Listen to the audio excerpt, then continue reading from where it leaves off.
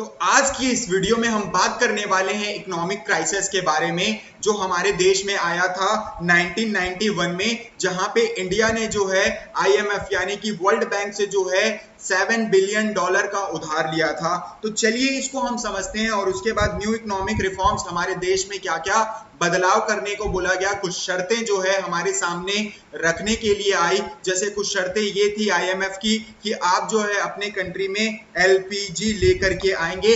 लेकिन ये टॉपिक आपको ऐसा लग रहा होगा कि आपने पढ़ा है, लेकिन कुछ इंपॉर्टेंट बातें एमसीक्यूज के पॉइंट ऑफ व्यू से अगर आपको देखना होगा, क्योंकि एग्जाम में जो है इसके क्वेश्चन पूछे जाएंगे। चलिए अब हम यहाँ पे डिस्कस करेंगे इंट्रोडक्शन में इंडिया फेस सब इकोनॉमिक क्राइसिस इन 1991 में हमारे इंडिया में जो इकोनॉमिक क्राइसिस हुआ था, जहां पे हाई इन्फ्लेशन का मतलब होता है महंगाई बहुत बढ़ गई थी।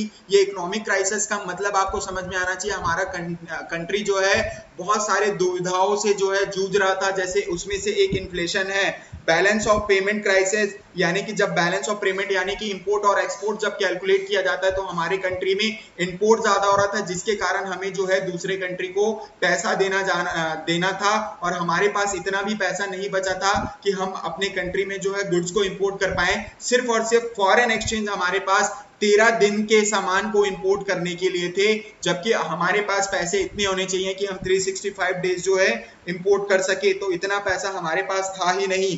फॉलिंग फॉरेन एक्सचेंज रिजर्व, हमारे पास जो है फॉरेन एक्सचेंज रिजर्व भी पूरी खत्म हो चुकी थी। और ग्रोइंग फिस्कल डेफिसिट का मतलब जो हम प्लान करते हैं, प्लानिंग के लिए भी हमारे पास पैसे नहीं थे, यानी कि जो हमारे पास टैक्स कलेक्शन होता है, गवर्नमेंट के पास टैक्स का कलेक्शन होता है, उसी से जो है वो स्कूल कॉलेजेस रोड ये सारी चीजें बनाती है, तो उनके पास जो है पैसा अच्छे से वो कलेक्ट नहीं कर पा रहे थे। तो ये सारे प्रॉब्लम जो है आपको मालूम होने चाहिए। ये सारी चीज जब हमारे कंट्री में हो रहे थे तो ये इकोनॉमिक क्राइसिस का कारण बने 1991 में।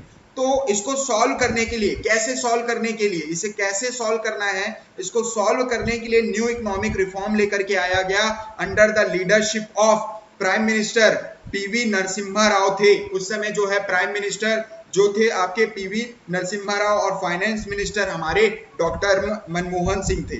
तो आपको ये जो है किनके लीडरशिप में ये सारी चीजें की गई, तो आपको याद रखना है prime minister PV Narasimha Rao और finance minister doctor Manmohan Singh.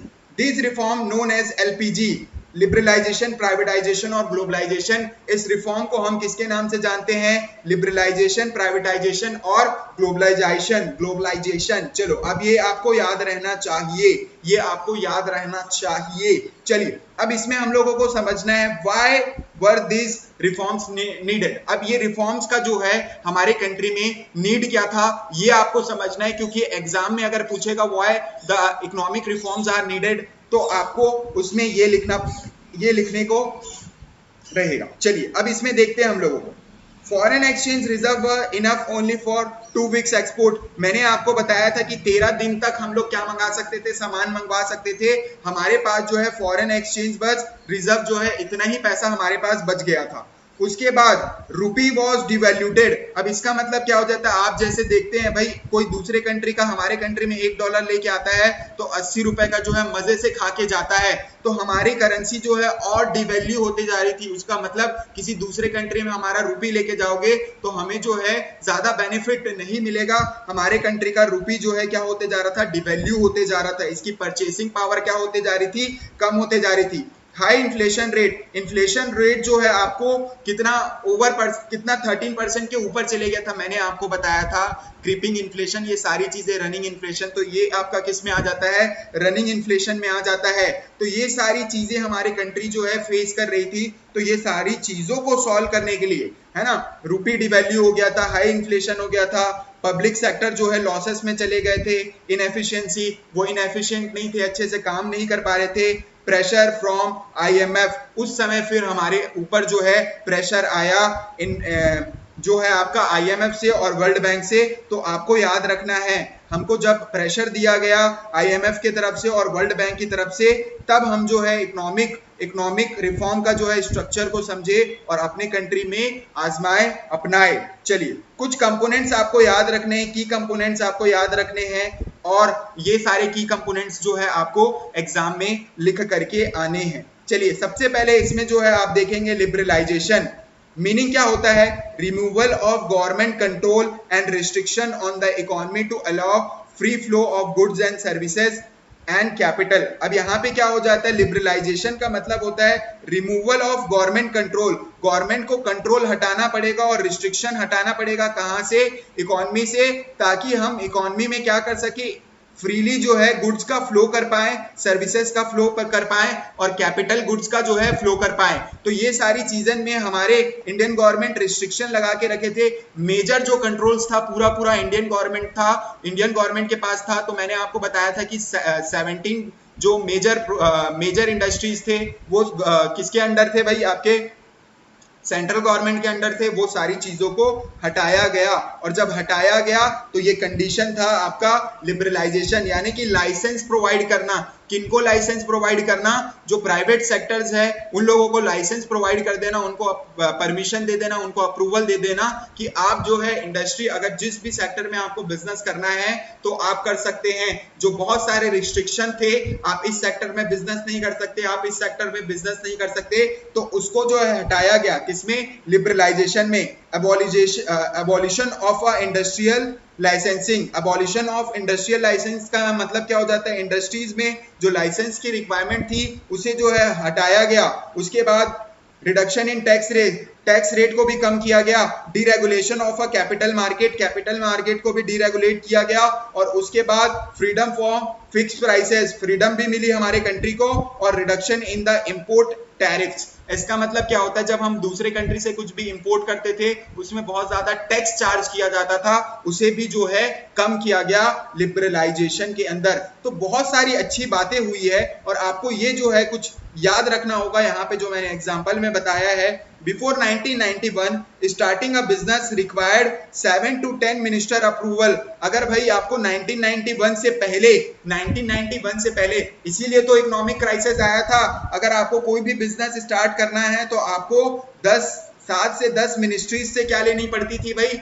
Approval लेनी पड़ती थी। और अप्रूवल के बाद जो है आप बिजनेस स्टार्ट कर सकते थे। उसके बाद जो है आफ्टर लिबरलाइजेशन, यानी कि जब लिबरलाइजेशन हो गया 1991 में इकोनॉमिक क्राइसिस के बाद, जब आईएमएफ ने हमें लोन दिया, उसके बाद क्या हुआ? This control war erase. और ये जो इतने सारे आपको क्या लग रहे थे? अप्रूवल्स लग रहे थे, ये सारी चीजें हटा दी गई। चलिए आपसे मैं एमसीक्यू नंबर 1 पूछता हूं। आप बताइए लिबरलाइजेशन का मतलब क्या है? What is the main objective of liberalisation? तो आपका आंसर रहेगा reduce restriction on the business से क्या हटा देना। अगर मैं शॉर्ट में आपसे पूछूं कि लिबरलाइजेशन का मतलब होता है क्या, तो आप बोलेंगे कि रिस्ट्रिक्शन हटा देना। कहां से? बिजनेस करने से, किसी को भी रोकने से मना नहीं करना। बिजनेस सब कर सकते हैं, ये जो है हटाया गया। चलिए अब आते हैं हम लोग प्राइवेटाइजेशन भी जो है बहुत इंपॉर्टेंट था,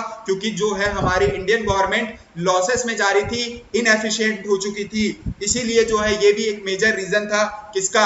आपका न्यू इकोनॉमिक रिफॉर्म का। चलिए प्राइवेटाइजेशन का मतलब क्या होता है? Transfer of ownership and management of enterprises from the public sector to private sector. मतलब जो ओनरशिप और मैनेजमेंट है ये पूरा ट्रांसफर किसको हो जाएगा? पब्लिक सेक्टर से प्राइवेट सेक्टर को क्या हो जाएगा? ट्रांसफर हो जाएगा। इसीलिए जब प्राइवेट सेक्टर को ट्रांसफर किया जा रहा है तो इसे हम प्राइवेटाइजेशन बोलते हैं। प्राइवेट सेक्टर के पास आ रहा है, इसीलिए ये क्या कहलाता है? प्राइवेटाइजेशन कहलाता है।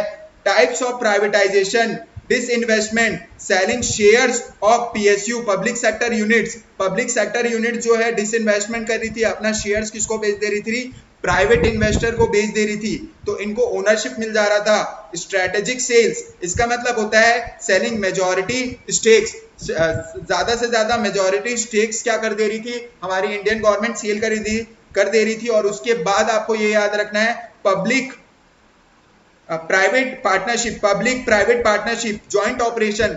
गवर्नमेंट जो है मिल करके प्राइवेट इन्वेस्टर्स के साथ मिलकर के काम करने लगी थी, क्योंकि इन्हें भी पता था वो तो इनसफिशिएंट है और मतलब उनका मैनेजमेंट जो है अच्छे से चल नहीं रहा था। तो ये इनएफिशिएंट होने के कारण पब्लिक जो प्राइवेट इंडिविजुअल्स है, जो प्राइवेट इन्वेस्टर्स है, उनके साथ मिलकर के काम करने लगे। वो लोग समझ में आया तो कुछ एग्जांपल है यहाँ, companies like BSNL, Balco, Maruti Udyog are disinvested. Air India was privatised later in 2021 और एयर इंडिया को भी जो है 2021 में जो है क्या कर दिया गया, प्राइवेटाइज कर दिया गया।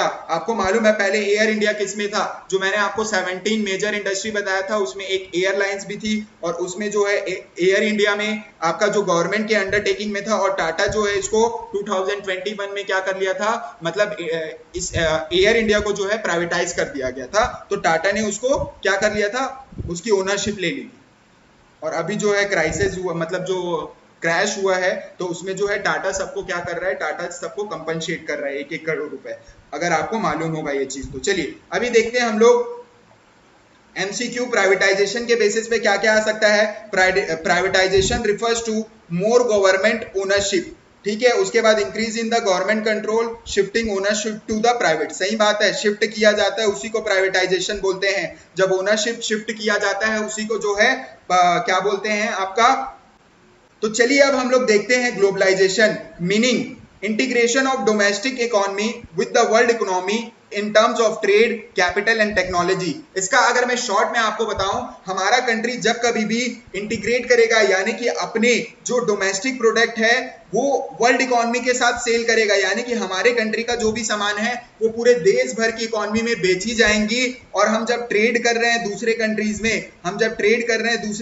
में, हम सामान कैपिटल बेच रहे हैं, अपने टेक्नोलॉजीज को भी सेल कर रहे हैं, तो ये सारी चीजें जब दूसरे कंट्री में एक्सपोर्ट किया जाएगा और इंपोर्ट किया जाएगा, उसे हम क्या बोलते हैं, ग्लोबलाइजेशन। उसे ही कहा गया ग्लोबलाइजेशन। तो ये 3 कंडीशन हमारे सामने रखी गई कि आप जो है तीनों जब यूज करेंगे, अपने कंट्री में इंप्लीमेंट करेंगे, तब जो है वर्ल्ड बैंक आपको पैसा देगा, आईएमएफ आपको पैसा देगा। अब देखिए इसमें आपको कुछ फीचर्स मालूम होना चाहिए। फीचर्स क्या क्या है। फ्रीडम आपको क्या बोल रहा है, freedom to the foreign companies to invest in India.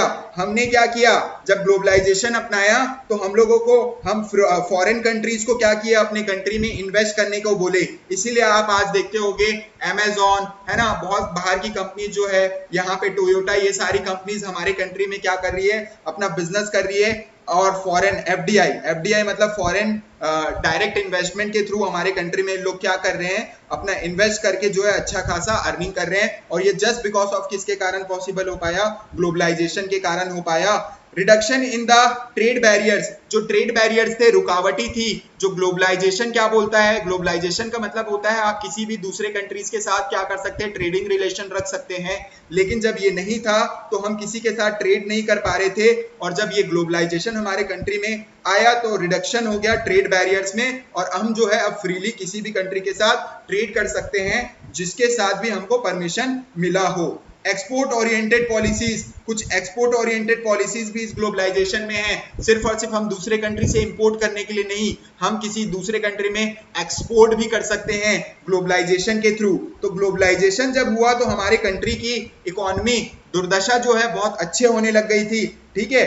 जो पहले हमारा जो स्टैग्नेंट पोजीशन था ना, स्टैग्नेंट, हम जो बैकवर्ड हमारी हो चुकी थी इकोनॉमी, उसमें बहुत सारे चेंजेस आए। फिर पार्टिसिपेशन इन डब्ल्यूटीओ का मतलब होता है वर्ल्ड ट्रेड ऑर्गेनाइजेशन। हम किसी भी कंट्री के साथ क्या कर सकते हैं, ट्रेड कर सकते हैं, जो भी कौन है, पार्ट है डब्ल्यूटीओ का। जो भी कंट्री डब्ल्यूटीओ का पार्ट होगा, हम उसके साथ जो है बाइंग एंड सेलिंग यानी कि इंपोर्ट और एक्सपोर्ट इजीली कर सकते हैं। Entry of foreign brands like Pepsi, McDonald, Walmart, ये सारी जो है वो सिर्फ और सिर्फ किसके कारण हो पाया हमारे कंट्री में, वो सिर्फ और सिर्फ ग्लोबलाइजेशन के कारण हो पाया।